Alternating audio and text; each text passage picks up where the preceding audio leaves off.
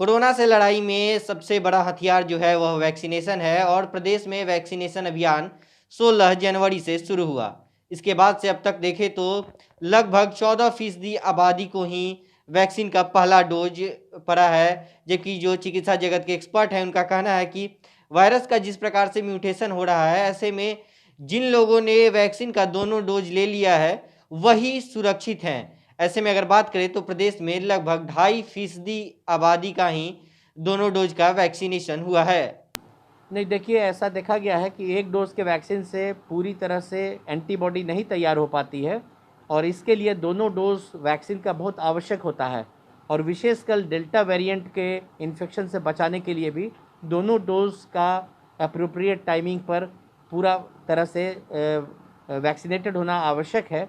इसलिए एक डोज से बहुत अधिक बचाव नहीं होने की संभावनाएं हैं।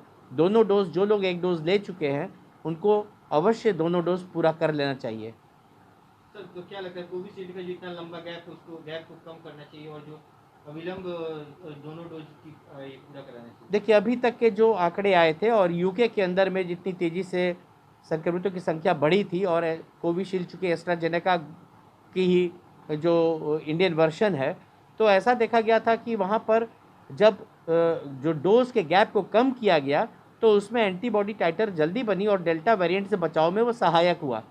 तो डेटा के अनुसार निश्चित तौर पे उसे कम करने की आवश्यकता होगी।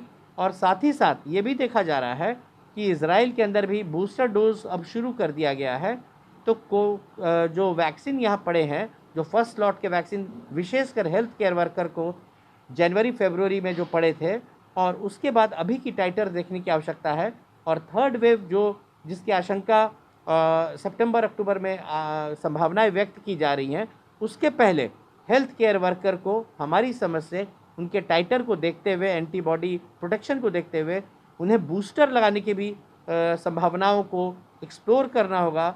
और वो टेस्ट भी, वो जांच भी, वो शोध भी ज़रूरी होगी जिसमें समय रहते हेल्थ केयर वर्कर को बूस्टर डोज लग पाए, जिससे कि जब वो थर्ड वेव अगर आती है तो वो अपने को सुरक्षित रखते हुए लोगों को की देखभाल, लोगों की केयर इंटेंसिव केयर में और अन्य अस्पतालों में कर पाएँ। सर, वैक्सीनेशन का जो रफ्तार अभी के समय नजर आ रहा है कि उसको और बढ़ाने की जरूरत है।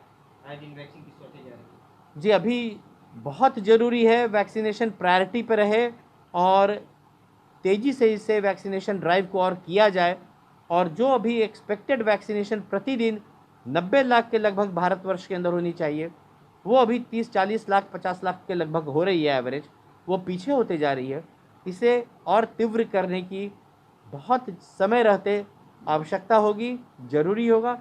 नहीं तो फिर ये थर्ड वेव को आने में रोकने में उतना सक्षम नहीं हो पाएगा।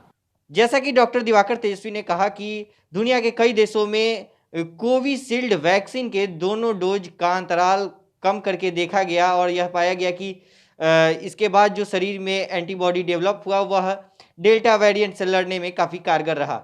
ऐसे में भारत में भी कोविशील्ड वैक्सीन के जो दोनों डोज का गैप है वह कम करने की ज़रूरत है। इसके साथ ही सेकेंड डोज के वैक्सीनेशन में लोग बढ़-चढ़ कर हिस्सा ले, इस पर भी फोकस करने की ज़रूरत है, क्योंकि वैक्सीन का दोनों डोज जब तक ना लिया जाए तब तक कोई भी कोरोना से सुरक्षित नहीं है। ईटीवी भारत के लिए पटना से कृष्ण नंद।